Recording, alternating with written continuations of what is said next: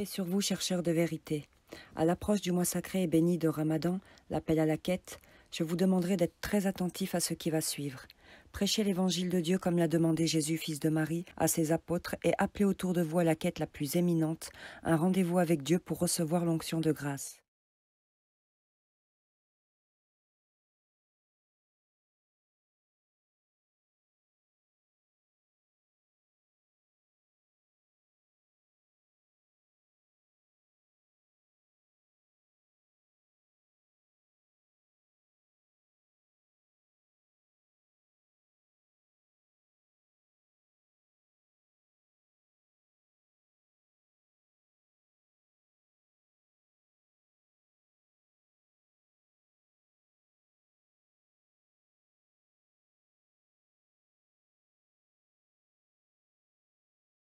Comprenez que le livre de rappel, El Dhikr, appelé faussement Coran, c'est l'évangile en arabe et la confirmation de ce qui l'a devancé, c'est-à-dire la Torah, la loi qui a été donnée à Moïse. Dans cette lecture, vous allez comprendre sans aucune équivoque possible que le messager du livre de rappel, comme celui de l'évangile, c'est le Messie Jésus, fils de Marie, qui vient annoncer le baptême par l'Esprit Saint. Il n'y en a pas d'autre par lequel vous puissiez être sauvés.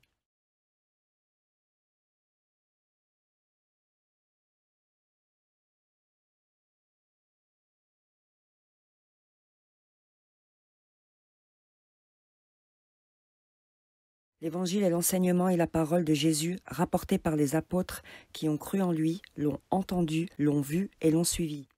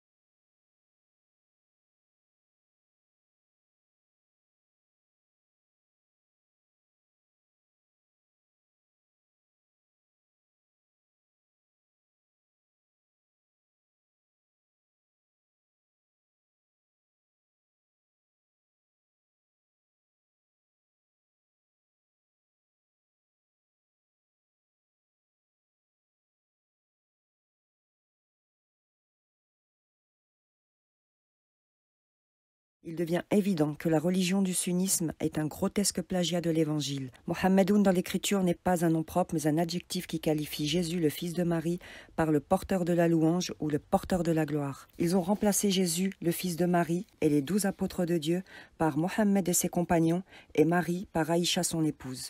Toutes les idoles de chair vont tomber, c'est juste une question de temps.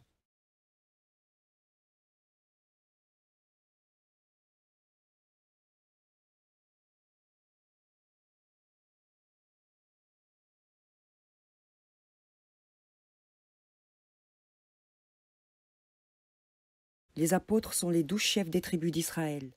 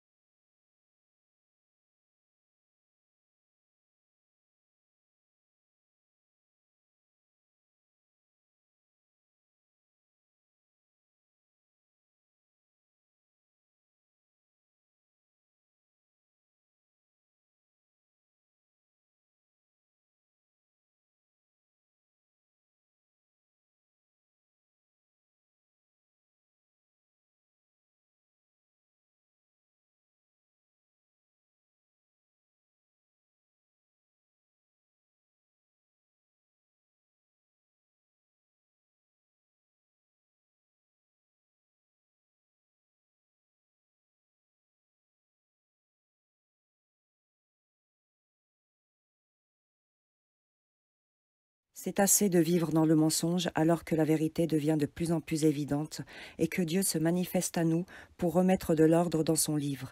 Tous les prophètes et messagers de Dieu, ainsi que les apôtres, ont attesté de cette vérité et se sont levés pour témoigner. Faites partie de la chaîne et propagez cette vérité. Le Messie, Jésus, fils de Marie, est le messager du livre de rappel, le même que celui de l'Évangile. Voici les preuves évidentes.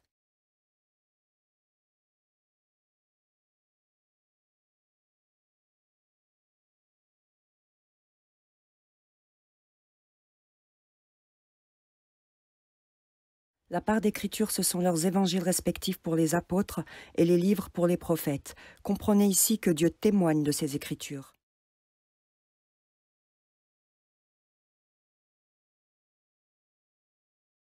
Le jugement de sagesse, c'est l'Esprit de Dieu qui agit en ceux qui le portent.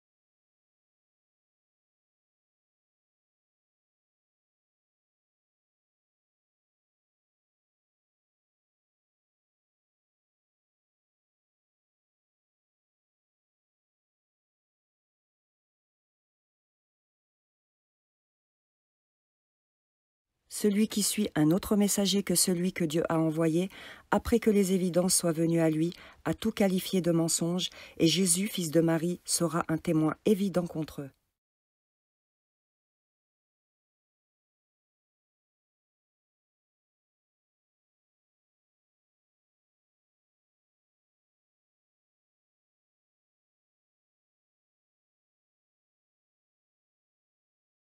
Jésus, le fils de Marie, vient nous remettre l'Esprit Saint qui lui a été donné. Et j'atteste que Dieu a dit vrai, et l'Esprit de vérité rend témoignage à Jésus, comme vous pouvez le voir maintenant.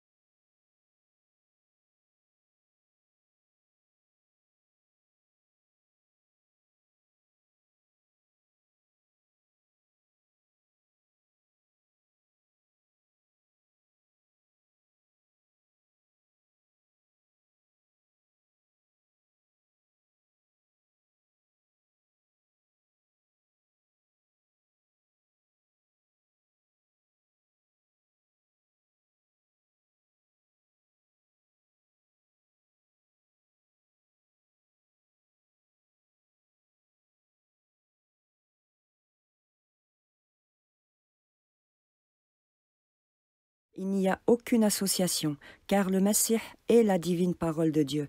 Et si nous le confessons, nous confessons que Dieu est vérité. Et je me joins à cette attestation, j'ai vu le Fils que le Père a envoyé, littéralement, et Jésus nous dit ceci, celui qui m'a vu a vu le Père. Je vais y revenir dans une autre vidéo qui sera mon témoignage.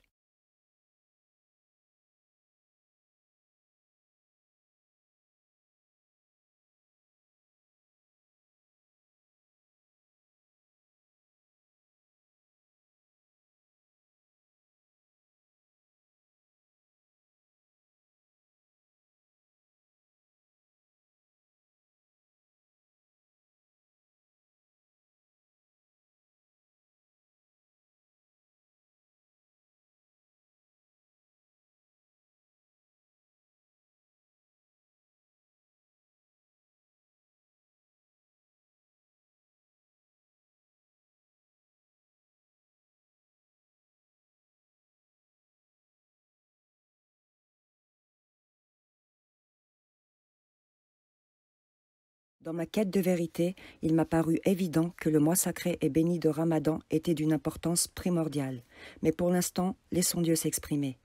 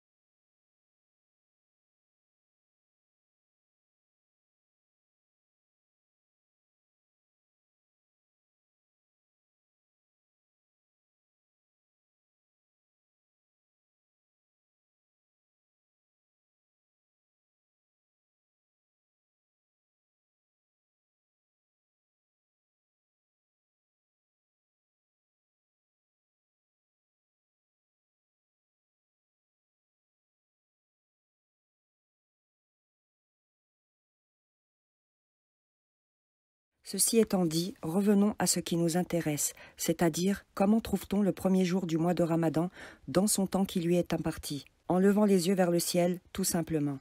Car en effet, la voûte céleste est une grandiose mécanique d'horlogerie très précise, en perpétuel mouvement, tournant dans le sens des aiguilles d'une montre. Un chrono céleste qui suit un comput minutieux, parfaitement observable, la réplique parfaite du cadran d'une montre dont les trotteuses sont le soleil et la lune. Et à quoi peut bien servir une horloge ?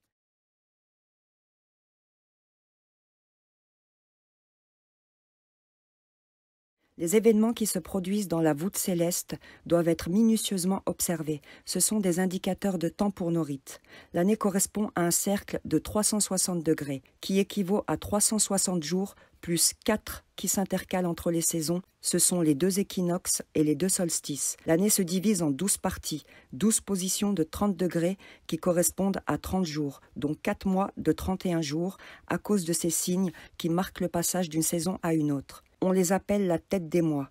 Nous avons donc 4 mois sacrés de 31 jours qui font 124 jours et 8 mois de 30 jours qui font 240 jours pour un total de 12 mois de 364 jours.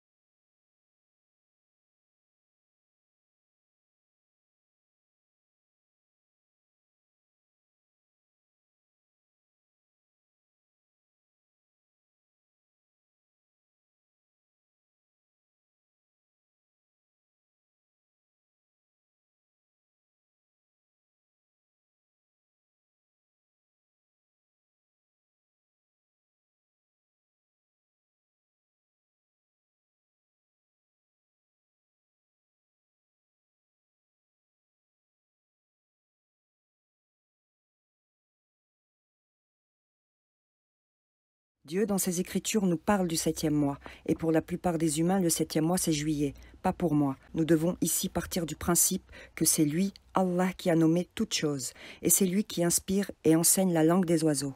La science de la langue des oiseaux, c'est un mot qui contient sa propre définition, vous allez comprendre.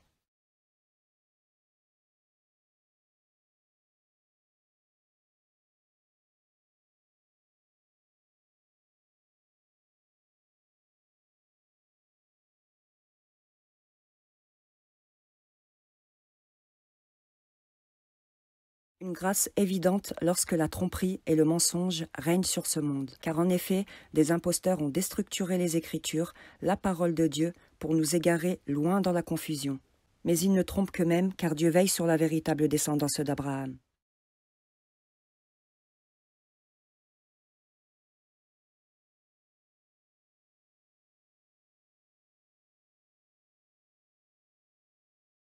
Ainsi, l'indice est simple pour connaître les noms des mois et leur place dans le zodiaque, c'est-à-dire le véritable calendrier qui est céleste.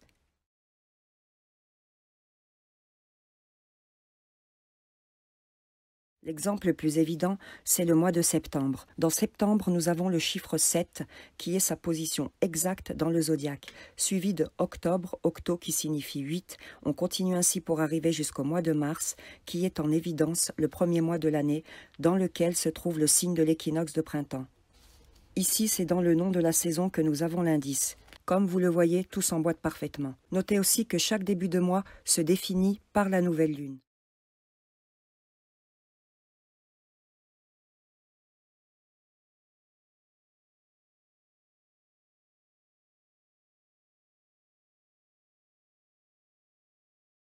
Pour trouver la date, je me base sur l'équinoxe automnal, qui est la tête du mois sacré et béni, qui annonce le changement de saison.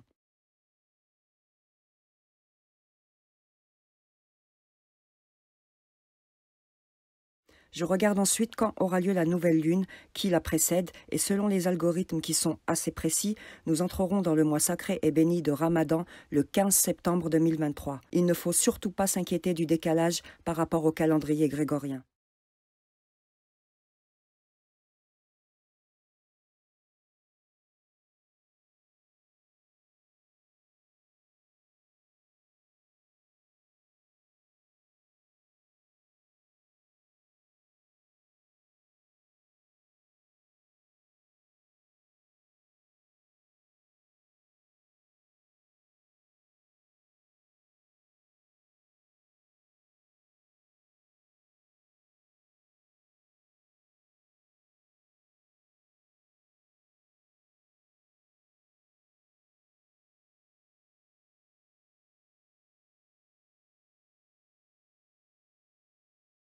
Voilà pourquoi on se base exclusivement sur le calendrier céleste et ces 4 signes, les 2 équinoxes et les 2 solstices, des signes à la tête des 4 mois sacrés. Ainsi, nous pouvons déterminer au plus précis le temps dans lequel se trouve le mois qui nous intéresse. Notez, Eden signifie l'appel, et non période de chaleur comme aiment le répéter les ignorants.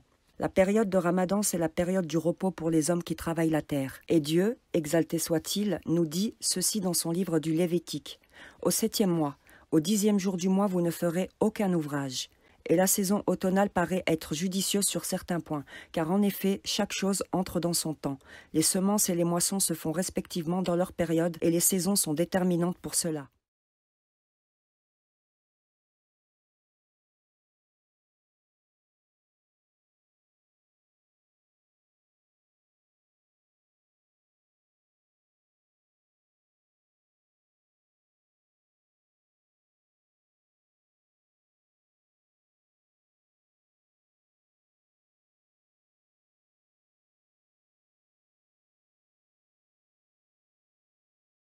Essiam se traduit littéralement par la coupure. La coupure dans tout ouvrage qui s'accompagne de l'abstinence de nourriture, ne rien manger de l'aube jusqu'à la tombée de la nuit.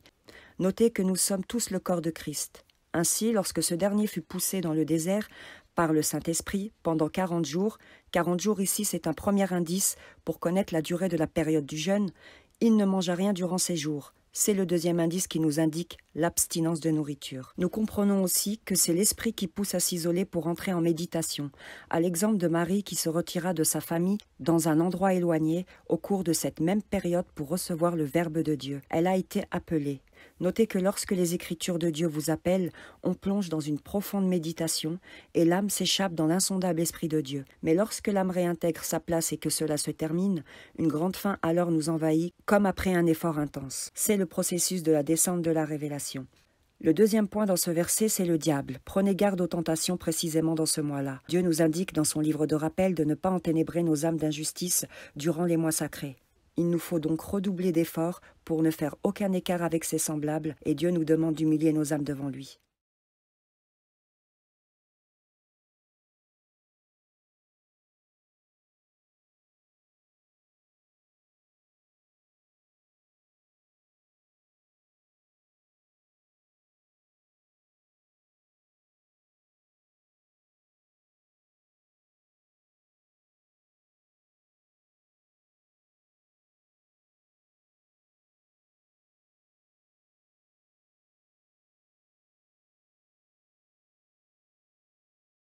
Le jeûne ou la période de jeûne commencera donc au 10e jour du mois pour une période de 40 jours et je laisserai le soin à chacun de calculer la date de fin de sa quête. Vous avez pour cela toutes les clés en main.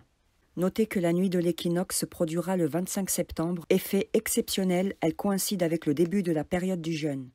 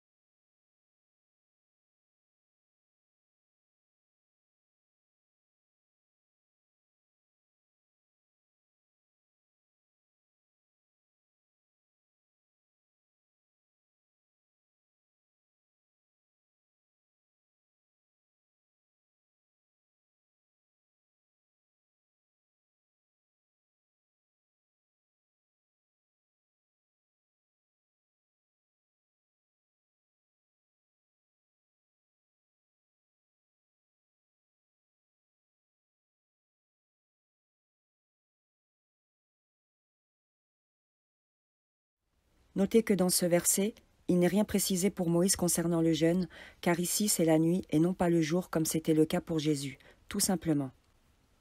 Mais attention, nous avons ici une autre information capitale.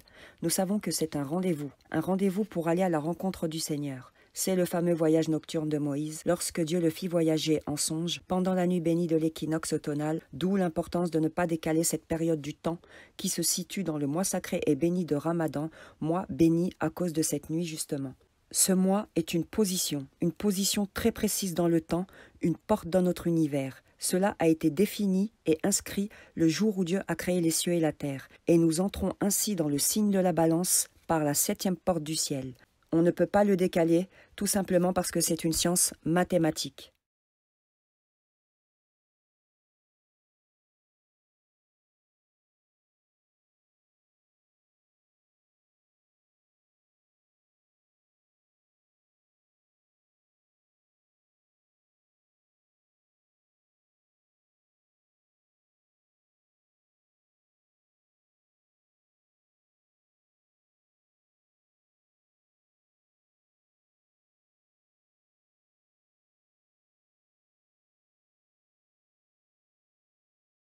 Retenez, le témoignage de ce mois est important, il fait toute la différence.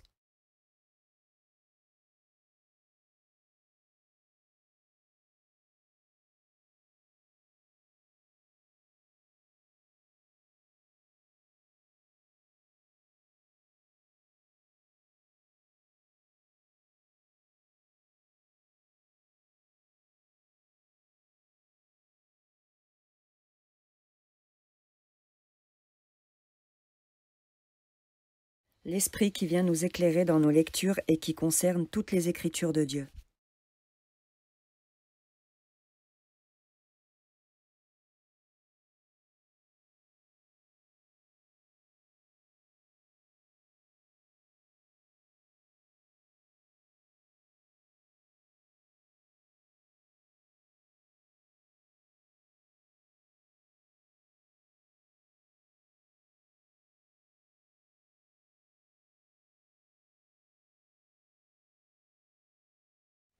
Après Moïse, Jésus, Marie et les apôtres, nous avons aussi Abraham qui était au rendez-vous dans cette nuit bénie. Nous avons son témoignage, une information précise et déterminante qui confirme encore une fois que c'est bien dans cette nuit que cela se passe.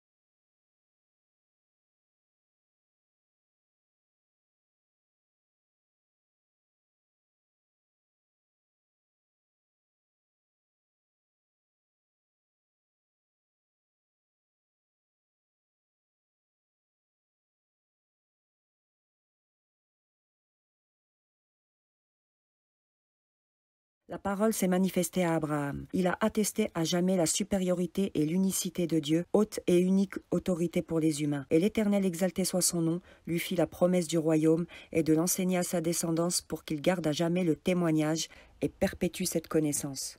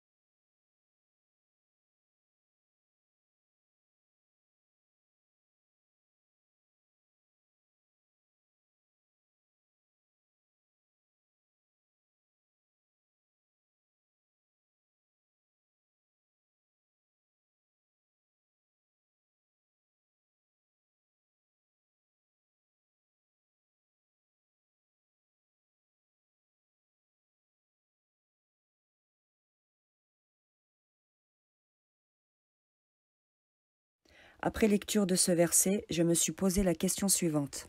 À quoi pouvait bien correspondre ce fameux troisième jour où Jésus, le fils de Marie, ressuscite? Puis d'un coup, comme un éclair d'intuition, une évidence s'est tombée dans mon esprit. Le troisième jour signifie ici le troisième mois des 4 mois sacrés, mars étant le premier de l'année, juin le deuxième et septembre le troisième.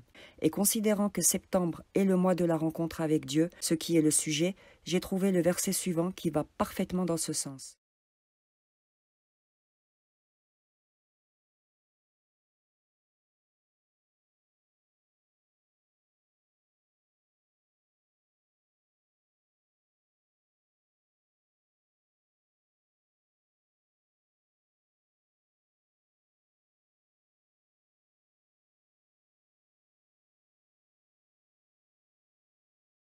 Puis mon esprit a fait le lien direct avec la sourate 97, où l'esprit de sainteté, l'esprit de Dieu, descend durant cette nuit bénie avec ses anges, dans le 7e mois, la position du signe de la balance. C'est le jugement, le jour de la séparation du bon grain et de l'ivraie. À ce moment-là, sur l'horloge céleste, qui, je vous le rappelle, sert à donner l'heure, nous avons un équilibre parfait de 12 heures de nuit et 12 heures de jour.